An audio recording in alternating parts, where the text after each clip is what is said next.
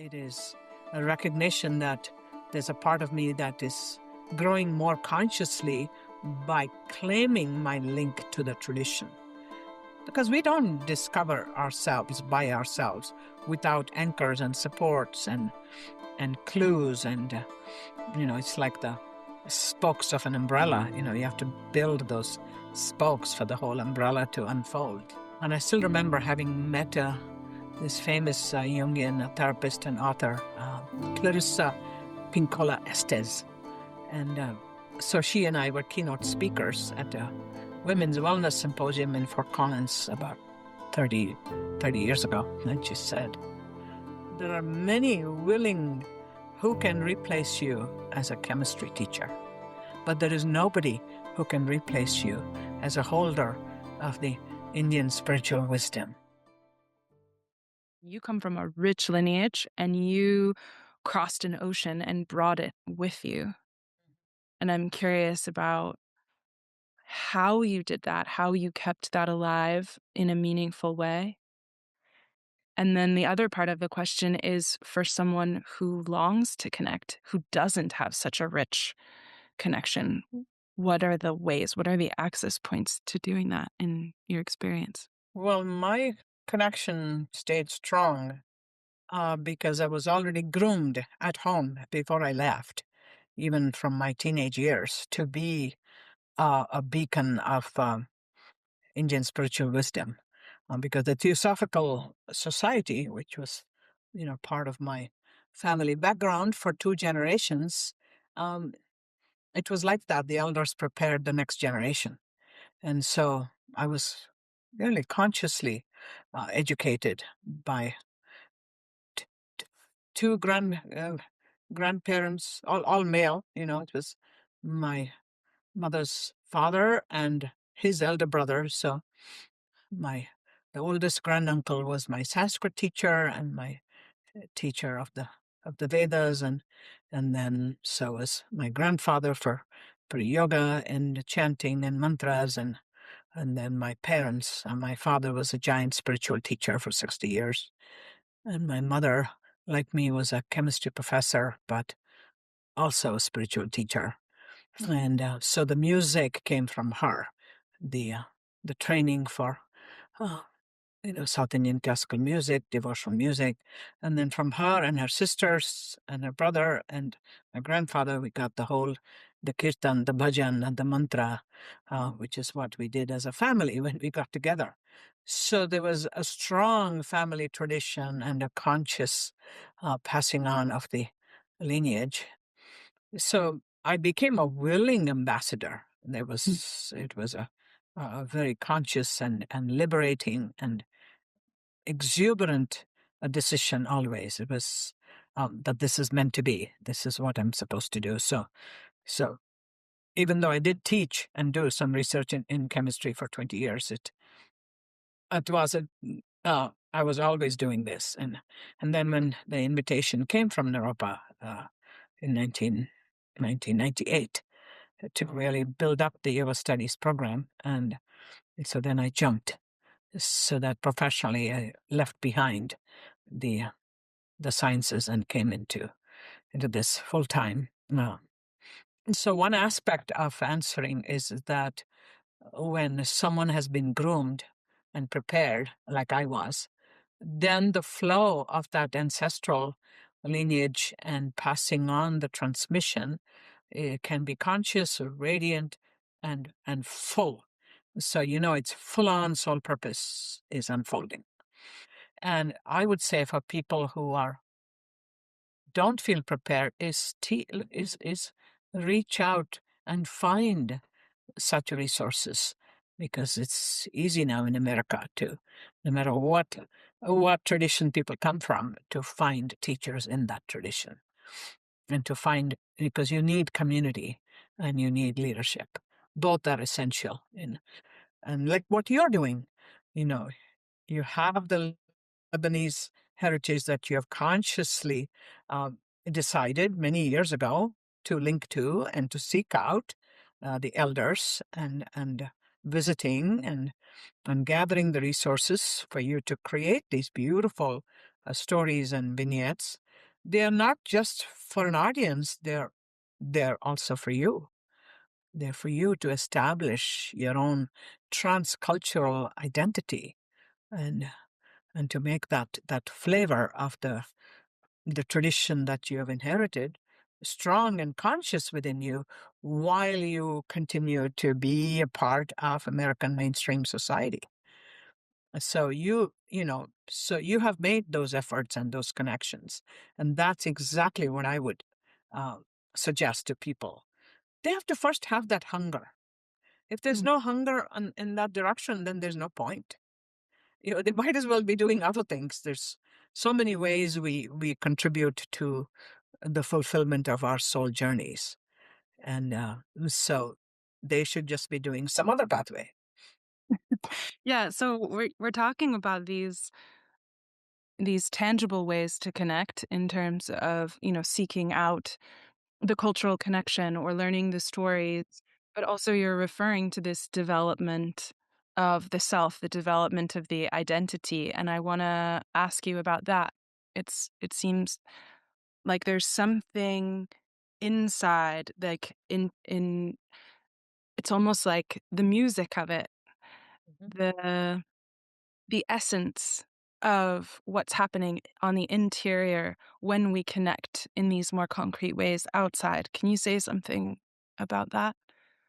Um, for me, it's like it uh when those connections happen, the bridging is so strong, and there's a sense of exhilaration. There's a sense of familiarity with something that I have known in the past, or I know that my elders would be very pleased with me in it, but it's not just about pleasing the elders. It's at the same time, it is a recognition that there's a part of me that is growing more consciously by claiming my link to the tradition. So there is a sense of conscious claiming that I think is essential in this process. Connecting to these parts of my heritage consciously allowed me to explore that, parts of myself needed to grow through that. And because we don't discover ourselves by ourselves without anchors and supports and clues, and it's like the spokes of an umbrella. You have to build those spokes for the whole umbrella to unfold. And we're often doing that unconsciously. you know it might be a peer culture, it might be books we're reading, it might be a technical profession we're engaging in, and so values and beliefs will be coming our way from multiple sources, and we absorb unconsciously, and we continue to build who we are, but we really don't cannot recognize ourselves within all that in a conscious, continuous way, until we start to latch on and say, make a conscious claim, say, okay, this is what I want to cultivate more of, and I'm going to grow more in this direction. And I still remember having met this famous Jungian therapist and author, who wrote the book. Her name is Clarissa Pincola Estes. And so she and I were keynote speakers at a women's wellness symposium in Fort Collins about 30, 30 years ago. And I was quite miserable in my profession. I knew it was a short term, but I was a high school science teacher for a few years. And I knew I went in there only to get the credentials of being a high school teacher in order for me to work at the university level in teacher education, science teacher education. But I was miserable in the school, and but there we were, keynote speakers, and I was coming in with the Hindu tradition, the goddess stories, and so we were both telling stories. She was doing hers from the Mexican curandero, and I was doing mine from the Hindu goddess tradition, and guiding a yoga nidra meditation. But as we sat and had tea in the speaker's lounge, she came up to me and she held my hand, and she said, "You're brown like me." And I didn't know who she was at that time, and I just kept quiet. But there was such compassion and receptivity and curiosity in her eyes in a very meaningful way, a very sisterly way. And so um, I just kept quiet. And then she said, "I have to go speak now, and I know you are speaking after me, and but we connect right now." And oh, in that connection, I started to cry. There was just tears coming, and I didn't know why I was crying. I just let it happen. And then she said, "Whoa, why are you crying?" I said, "I don't know." And then she said, "What do you do for a profession?" I said, I teach chemistry."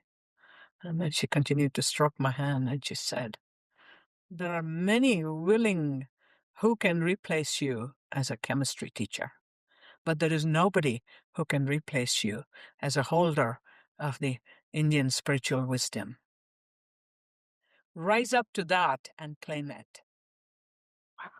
And that's it. Then she was called by her people to go on stage, and I followed her and, I had my thing. But it was such a moment of clarity. It was unbelievable.